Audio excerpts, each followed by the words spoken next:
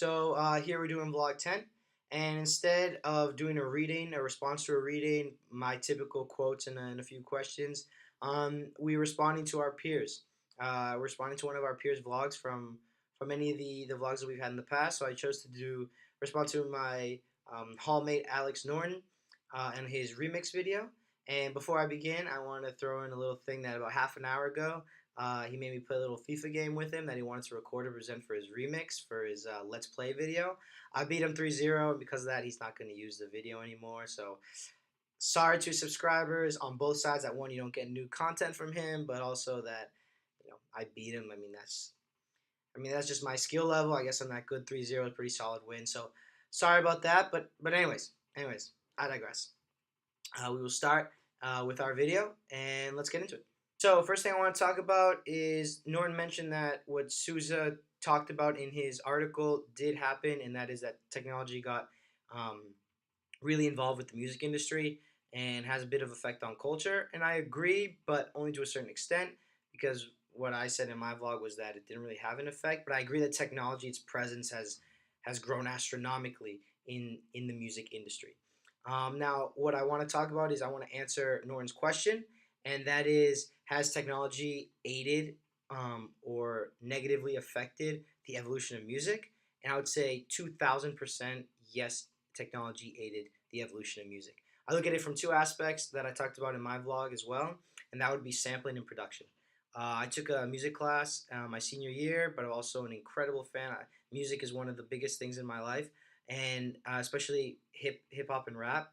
And one of my projects for my music class was I focused on sampling in hip hop, and it just made me realize just how much of an art form it is. It's an art form in itself, because when you think about it, any sound or any song that is released, artists nowadays can spin it or take even the slightest sample, the slightest part of it, put it in their song, and it can become an impactful part of their song.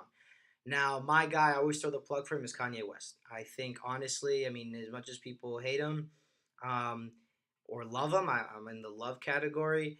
He's honestly one of the greatest artists of generation, probably of our generation, probably of all time as well. And his sampling is an art form. He was who I focused on in my project, and I even have my own playlist entitled Samples. And you find that he takes just a 15-second clip of high pitched, like, humming or whistling from a Smokey Robinson song and puts it in his song on his masterpiece of an album, My Beautiful Dark Twisted Fantasy. And now, when you hear that song, if someone were to play it, maybe one of the first things someone would say would not be a lyric, would just be the little high pitched noise. And to see that he heard that Smokey Robinson song, Will You Love Me Tomorrow, and then just took that little part and was like, oh, that would sound good here, is incredible. And that wouldn't happen without technology. Another example I can give would be Strange Fruit, originally by Billie Holiday, but I prefer, because of Kanye West, the Nina Simone version, and it's on his huge song and my all-time favorite song, Blood on the Leaves.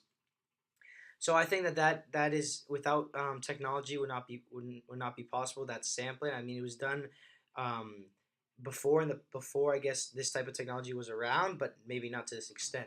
Another aspect of technology that I want to talk about was how it's changed sound. Two artists that I really enjoy, and anytime they drop a new album or a new song, I rush to listen to it.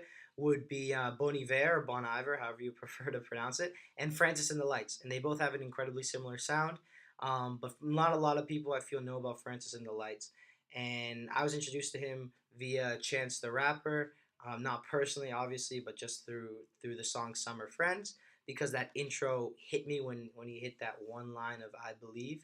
Um, and they use auto tune in their music, but Francis and the Light has created his own sound. And to create a new sound nowadays, with considering so many people use auto tune, Travis Scott has mastered it, in my opinion, but Francis and the Light uses a new sound called Prismizer, where he has his own presets on a harmonizer, which is what gives that auto tune effect. And it's incredible. I heard I listened to an interview with Chance the Rapper, broke down how it worked, and the best example of it would be on Chance's coloring book, the first song, All We Got.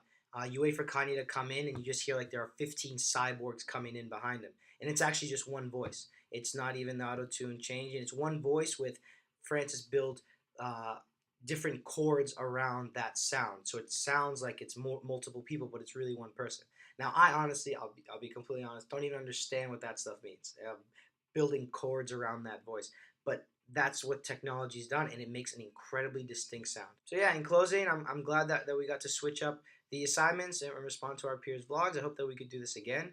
I apologize, I went on a little bit of a rant with the technology stuff. I feel that, but I feel like I had to give some pretty good examples about how technology is positively influenced the music industry, and I know for a fact that it will continue to do so.